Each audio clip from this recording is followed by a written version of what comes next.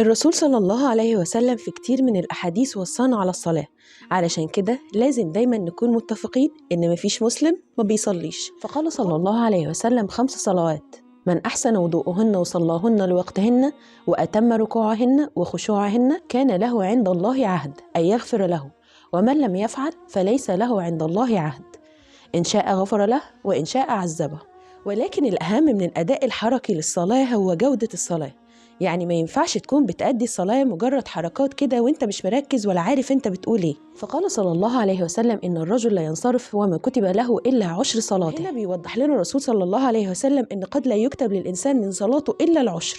يعني ممكن تقعد عمرك كله بتصلي ولكن لا تأخذ الأجر كامل، وده علشان جودة الصلاة. علشان كده المفروض دايما إننا نهتم بجودة الصلاة، وده عن طريق كذا عامل. رقم 1 التركيز وتهيئة النفس قبل الدخول في الصلاة، وتستحضر عظمة الله وتتخيل إنه قدامك وإنت بتصلي. رقم 2 التنويع في السور القصيرة اللي بتقرأها بعد الفاتحة. يعني حاول دايما تقرأ سور مختلفة عن المتعود تقرأها، ولو بتحفظ تقرأ باللي بتحفظه وده هيثبت الحفظ معاك أكتر. رقم 3 التنويع في الأذكار. النبي صلى الله عليه وسلم قال لنا مجموعة من الأذكار علشان ننوع فيهم أثناء الصلاة، وما نبقاش بس بنردد المحفوظ بدون وعي وإدراك، زي مثلا دعاء الاستفتاح اللي بنقوله في بداية الصلاة بعد تكبيرة الإحرام.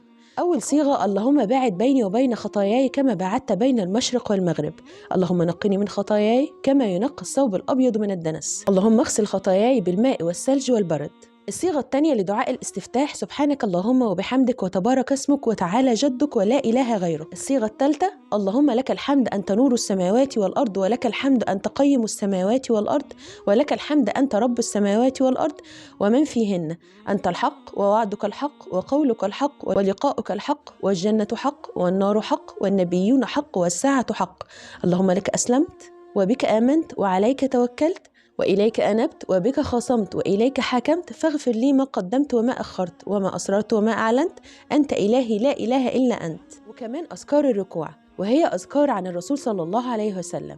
ففي الركوع بعد قول سبحان ربي العظيم في 3 أذكار ممكن ننوع بيهم أثناء الصلاة.